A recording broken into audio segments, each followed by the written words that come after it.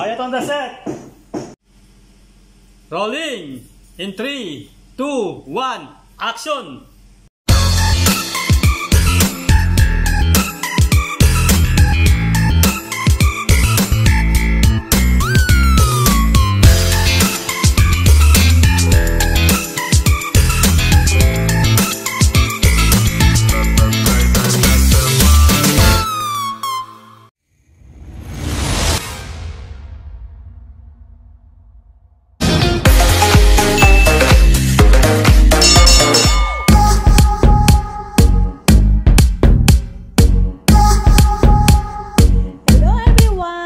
Welcome to Barbie's World!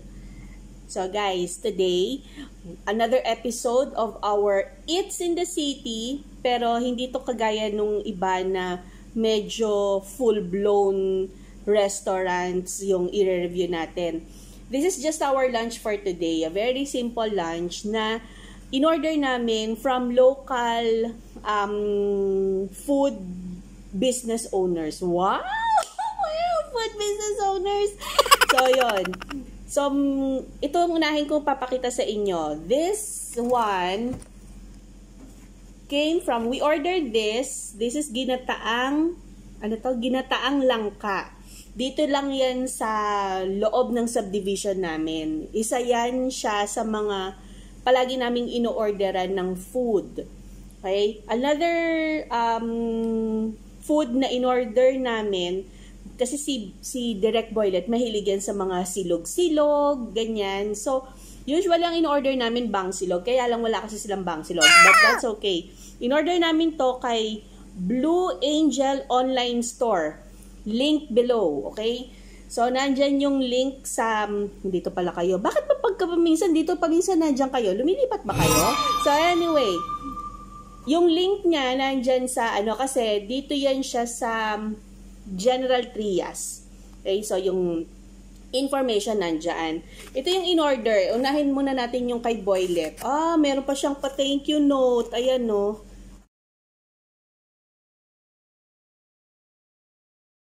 Yes. Support local tayo. Mga small businesses. Humanda kayo. So, ito yung kay Direct Boylet na in-order. Ito.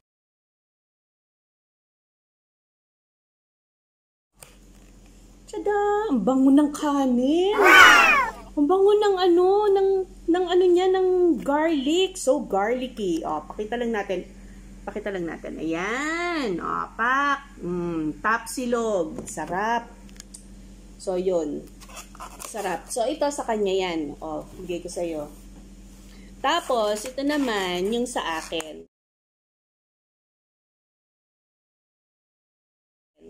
Tada! Chicksilog! So, merong mabagong rice na may garlic. So, meron tayong garlic rice, tapos fried rice yan, tapos meron tayong, fried chicken na legs. Spicy itong in-order ko. Tapos, meron din siyang slice of tomato, at saka cucumber, ganyan, at saka fried egg. Okay? Most of you know na hindi ako kumakain ng rice. So, yung rice, bibigyan natin kay Boylet, kay Direct Boylet, tapos sa akin to. Tapos, ang pinaka-rice ko is yung ginataang langka.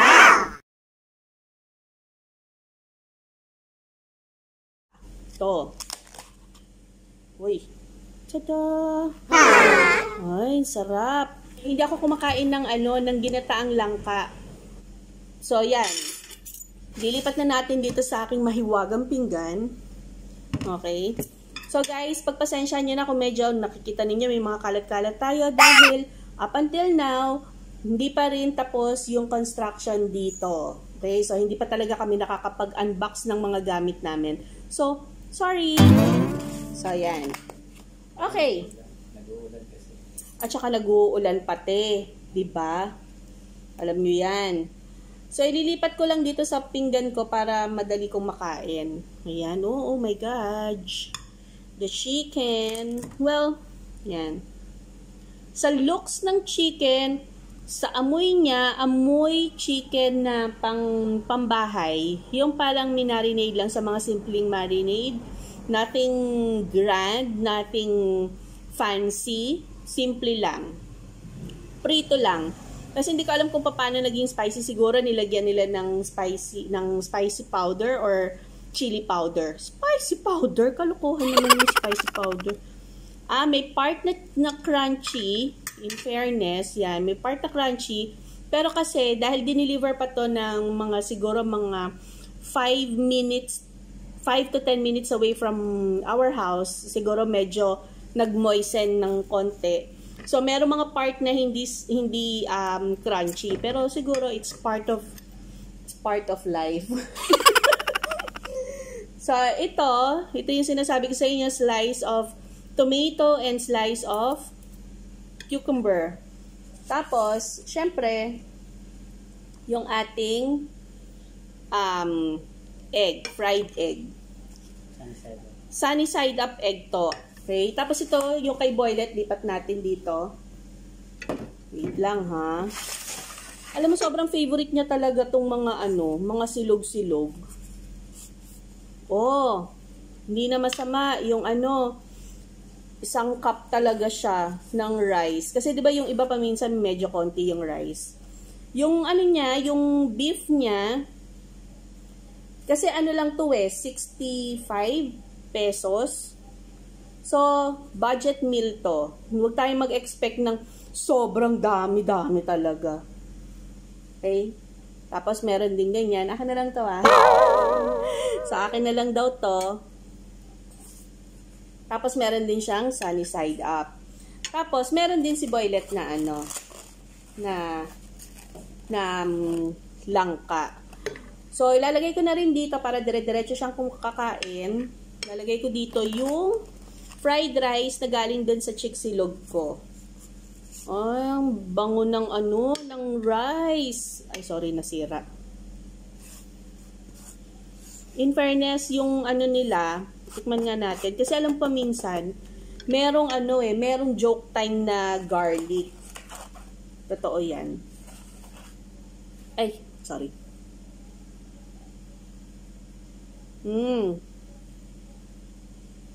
Tunay na garlic.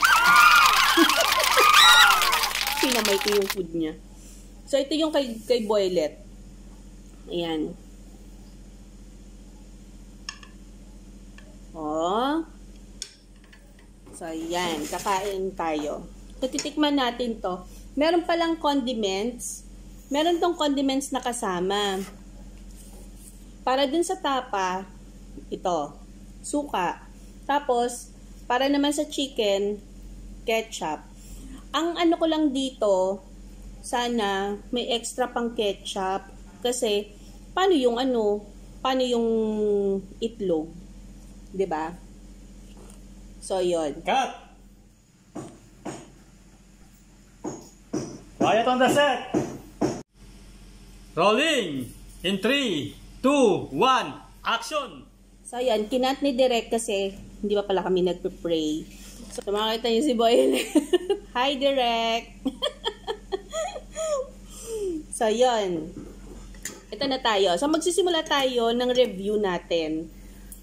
Okay, from the time na in-order ko yung food. Nakita ko lang sila sa Facebook habang nagbabrowse ako. I think sa group page ng subdivision dito.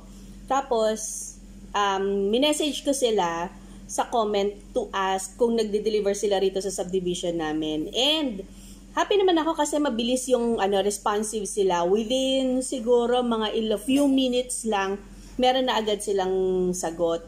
Tapos, in-order ko na kagad. Tapos, ang bilis lang din nila na i-deliver. Pinost din nila sa Facebook nila, sa Facebook page nila, yung order ko. So, para proof na, okay, on the way na. Tapos, chinat din nila ako na on the way na. And it's very, kumbaga bilang isang consumer, parang panatag ka na, ayan, parating na yung yung aking food. 'Di ba? Hindi yung parang naghihintay sa wala. So, doon naman sa packaging, okay naman, maayos yung packaging and all. Mukhang malinis. This is, magkano to? 65? 50 pesos. Ito pala yung 65. 50 pesos yung isang tub. Okay? Nauubos ko siya, no? Nung isang beses nauubos ko to, di ba? So, ayan. So, titikman natin. Hindi ko na kailangan tong bird's eye chili kasi masyadong maanghang yan. Pero, itong ano niya, in fairness, tong ceiling green, may laban. Oo. So, yan na lang yung, ano, yung sinasama ko sa pagkain ko. Okay? Yung tapan, sarap. Oh, Sobrang sarap, tsaka yung kanin. Sobrang malasa. Mhm. Tama sa ano, hindi maalat Hindi yung maalat. kanin, hindi mamantika. Then, sarap.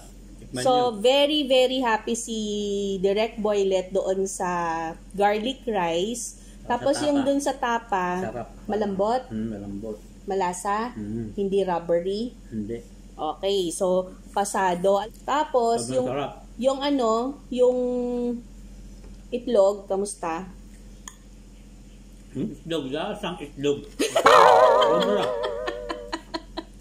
Tikman nyo, pag ano nyo, lasang itlog. Ang sarap ng pagkakaitlog. Ang sarap na ng pagkakaitlog. So titikman na natin tong ginataang langka. Yung ginataang langka, amoy na amoy yung gata. Tapos naamoy mo rin kasi nilagyan ko ng ano ng maliit na hiwa ng sili na haba at mukhang may labad din yung sili nilang haba. Okay? 2 beses na tayo mo order niyan. Hindi maalat. Meron siyang nakakalasa ako ng ano ng isda, parang diles. I think may diles.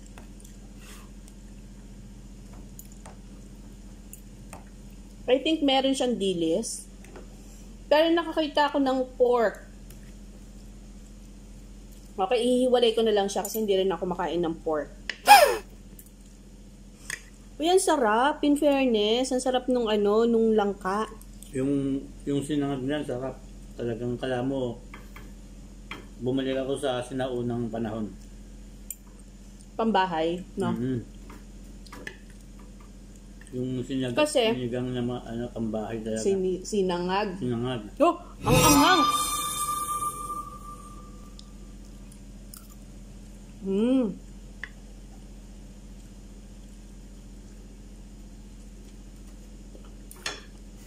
Very good. Ang Sarap anghang. nakakamay. Sarap ng kumain ng nakakamay.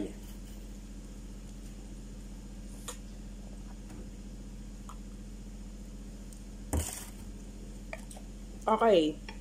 Ngayon, tikman naman natin tong fried chicken ni Blue Angel Online Store. Shout out sa inyo dyan, sa mga nagluluto, sa mga nagdi-deliver. Kaway-kaway, hello. So, yan kanina, ano nga siya, amoy chicken na pambahay. Dali nga. Kakat ko na lang.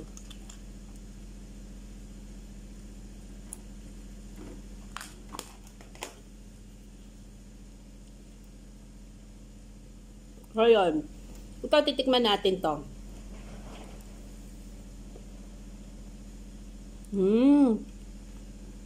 Pambahay. Nothing fancy. Straightforward. Fried chicken. Unfortunately, hindi ko masasabi kung spicy nga siya. Kasi spicy chicken yung in-order ko. Hindi ko masasabing spicy siya kasi, di ba kumain ako ng langka? Tapos, ito, ang salarin, pumitas ako doon sa dulo niya. May laban, sumisipa. Harap. So, ito, tikman natin yung ano, yung, anong tawag nito? Egg. Kasi paminsan meron timpla ng egg na maalat eh.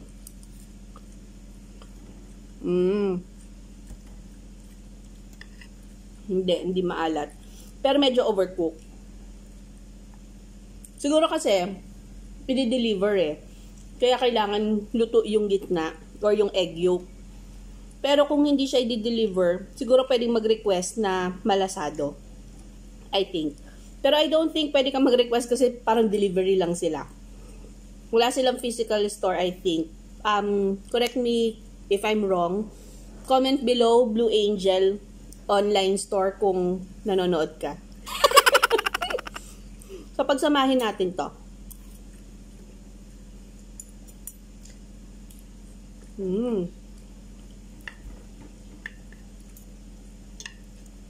Pambahay na pambahay siya. Alam mo yon, napaka-homey ng feel ng food. Sobrang sarap, malasa yung tapa. Malasa. Bira ako makatikim ng ganitong lasa ng tapa. Kasi yung iba, hindi ko na binabalikan dahil hindi masarap yung tapa nila. Oo nga. Medyo may pagkamaselan si Boydet sa tapsilog. Kapag hindi niya gusto or hindi siya nasarapan, hindi siya satisfied, hindi na niya babalikan yun. Ayun. Yung price nito, napaka-mura. Oo. 65. 65 pesos. Kasi yung iba, in fairness, sulit na ha. So ito, pagsasabayin ko naman tong langka tsaka yung ano. Okay. Kaya marirecommend ko tong anong to? Ano to? Angel? Blue Angel online store. Good job talaga kayo. Guys, support natin ng mga local, mga small businesses. Di ba sabi nga nila, if you are supporting small businesses, you are not hirap noon English. Yung mga nasa small businesses dyan, dito lang kami, suporta namin kayo. So yan, sobrang sarap nito, gusto ko to. All in all, order ka pa ba? Sigurado, order pa ako. Titikman ko ba ibang ano nila? Silog nila. Pwede mag-request Blue Angel kung hindi naman masyadong nakakaabala. Baka naman next time po pwede kayo mag-add ng bang silog. Kasi favorite ko yun eh. Diba? Tsaka kasi hindi na rin ako masyadong kumakain ng ng pork, ng beef. So, chicken and fish and vegetable. Tapos itong langka, itong gulay, ito na yung pinaka rice ko.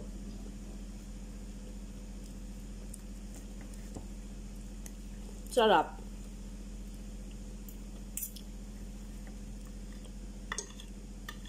So, masarap. Mabusog na busog ka. Sa isang order, pwede na. Pero parang dodoblehin mo pag susunod na order mo, dodoblehin mo eh. Dahil ang sarap nung sinangag yung mabibitin ka kasi. Mapapa-extra rice ka.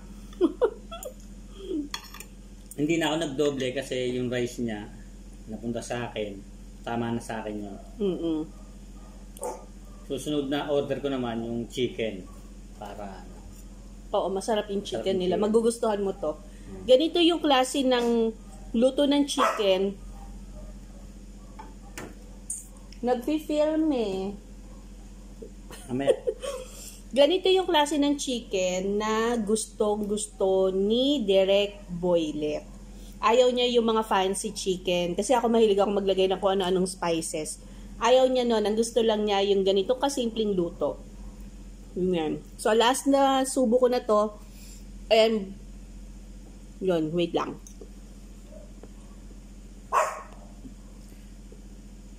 Alright. So, yun. Overall,